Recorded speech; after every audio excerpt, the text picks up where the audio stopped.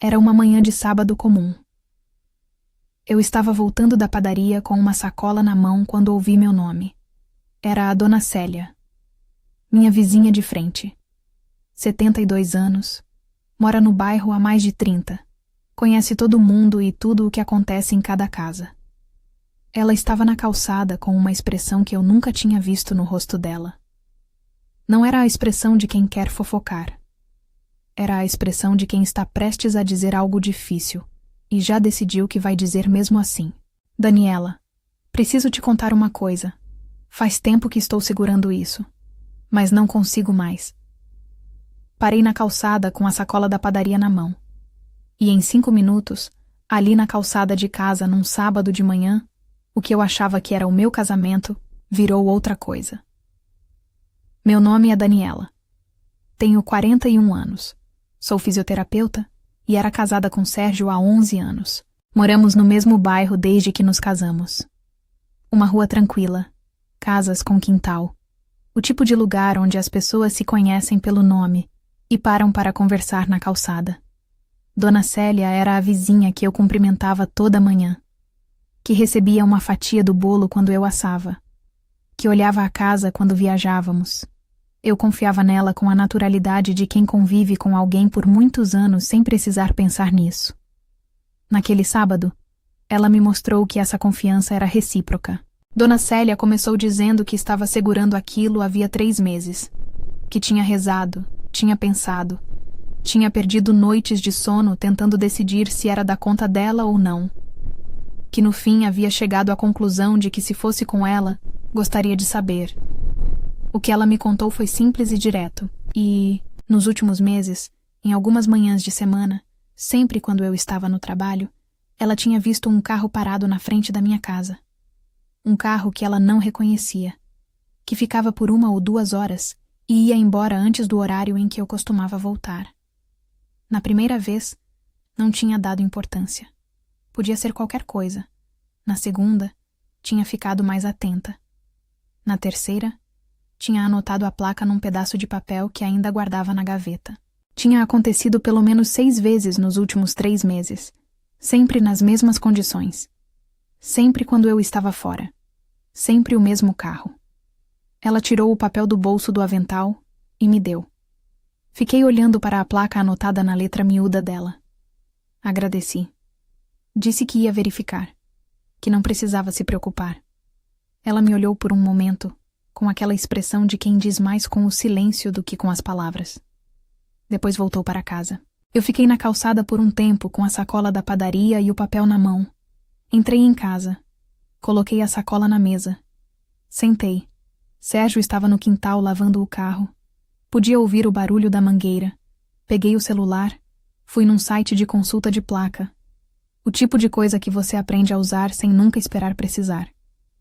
Digitei a placa. O nome que apareceu como proprietário do veículo não era um desconhecido.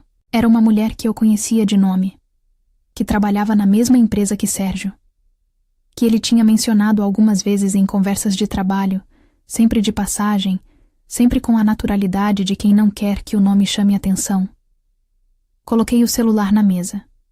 Fiquei olhando para a parede por um tempo. Do quintal, ouvia o barulho da mangueira continuar.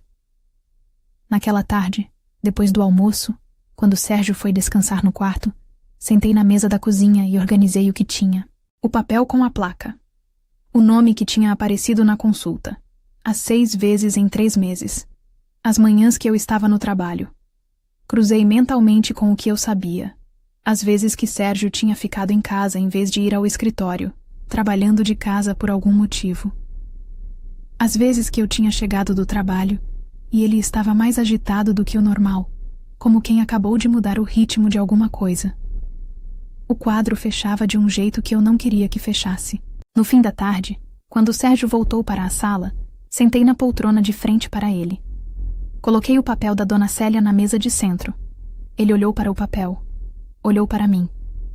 O que é isso? É a placa do carro que a Dona Célia viu na frente de casa 6 vezes nos últimos 3 meses, sempre quando eu estava no trabalho. Sérgio ficou em silêncio. Consultei a placa. Sei de quem é o carro. Mais silêncio. Então não precisa me explicar o carro. Me explica as 6 vezes. A conversa que se seguiu foi longa e difícil. Sérgio não tentou negar. Não havia como, com a placa, o nome e os meses registrados na memória da dona Célia. Contou a história inteira, desde quando tinha começado, como tinha evoluído, o que ele sentia. Ouvi tudo com a calma de quem já processou o choque na calçada da padaria horas antes.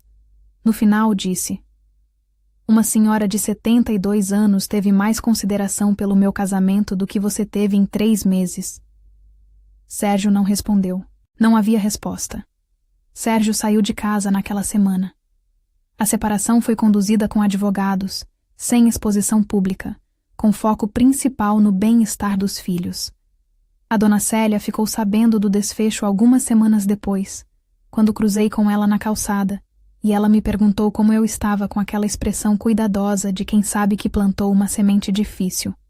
Disse que estava bem, que tinha sido uma conversa difícil, mas necessária, que eu era grata.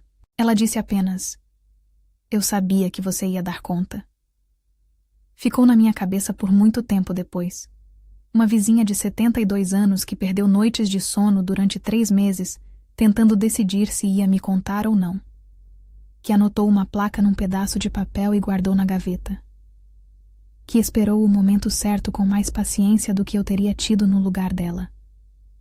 Aprendi nessa história que às vezes as pessoas que nos protegem não são as que esperamos. Não são necessariamente as mais próximas, as mais íntimas, as que conhecem toda a nossa história. Às vezes é a vizinha de frente que observa a rua toda manhã e decide, depois de 3 meses, que não consegue mais ficar em silêncio. Obrigada, dona Célia. E obrigada por ter ficado até aqui.